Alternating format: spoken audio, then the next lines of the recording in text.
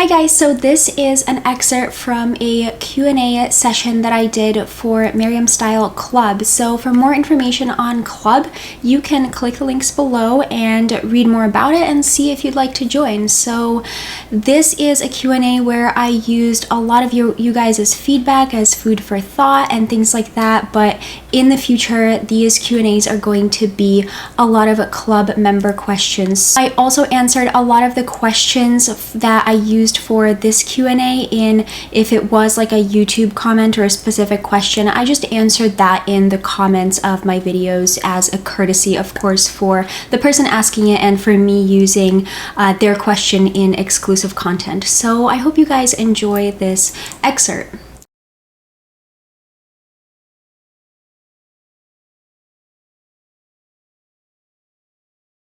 So this person says that she is a Gamine, but she dresses and feels like a natural. And what advice do I have for her? So I will make an assumption, and it could be wrong. So first of all, let's cover the basic thing. If you think that you're a Gamine, but you look better in natural, or if you think you're a natural, but you look better in Gamine, you are the body type of whatever you look best in. That's your body type. The lines are the real test. So if you, for some reason, think that you're a natural, but you look better in Gamine, okay, you're a Gamine, vice versa, you would be a natural. Okay. So, but the way that this person phrased it, and I could be wrong, implies that they think that natural is a style, right?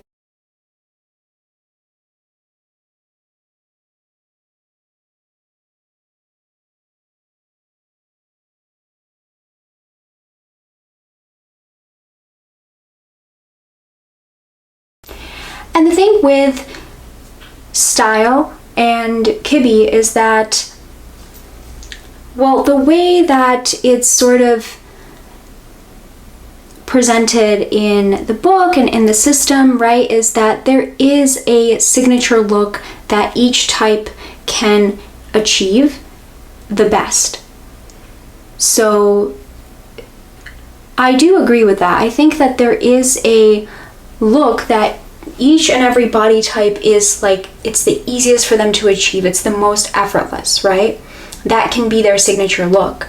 But at the same time, that's not necessarily a personal style. And I think there's a ton of leeway for every single type to achieve so many different looks, and especially looks like elegant. Like, what is elegant? Every single type can look equally elegant. It doesn't mean anything concrete even. But when you start to get into like, well, I want to look soft, for example, then of course, for a dramatic to look soft, it's going to be much more difficult than for a romantic to look soft. So it depends on how concrete your idea is of what look you're going for, and that might be how difficult it is to achieve if it's something that's really not consistent with your own lines. But if you're thinking about something like, elegant or badass or sophisticated, then every single type can achieve those looks equally.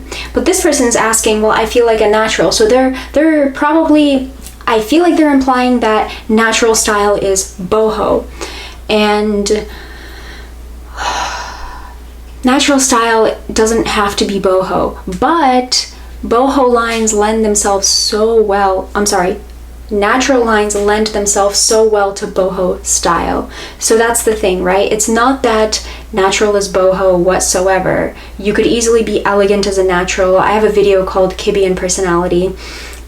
You could be elegant in a natural, you could be sexy in a natural, you could be sophisticated in a natural, badass in a natural, really almost anything and a natural, right? And it really has nothing to do with boho if you think about the lines. And it could be a way where I interpret it that way, but this is also how I think it makes the most sense, because I'm really trying to boil down the body typing system into a very systematic approach where we can look at it and say objectively or semi-objectively, this is something that looks harmonious. And I want to get rid of all of that sort of personal style when it comes to finding your body type, because that comes later. Your body type is sort of like the tools that you are using to create your personal style. It's not one and the same. It's sort of like musical chords, right? People pretty much agree, it's practically a science, what notes sound good together. And no one's like talking about, how do you feel about that? What notes sound good together? You know, like, to just make up the basic chords. No, people probably go to music school and they learn the chords and then they make their own music out of it. You know, whatever music they want, anything. And it's the same way with lines, right? And with body typing. This system is, well, the way that I hope to communicate it, and the way that I hope to interpret it is that it's like that, right? It's like the chords. It's like the basics of the lines. And then everything after that is like you do what you want with the lines, whatever it is that you want. So in Gamine lines, you could easily do something that is a bit more of a natural inspired look. So you could do like a crop top that's a higher neckline, and then it just goes sort of straight down, and it has like, you know, those kinds of boho textures that are like sort of like lace, but like casual lace. I don't know if you guys know what I mean, but it could be like a crop top, and then you create that color block with the skin showing at your waistline, and then you can wear what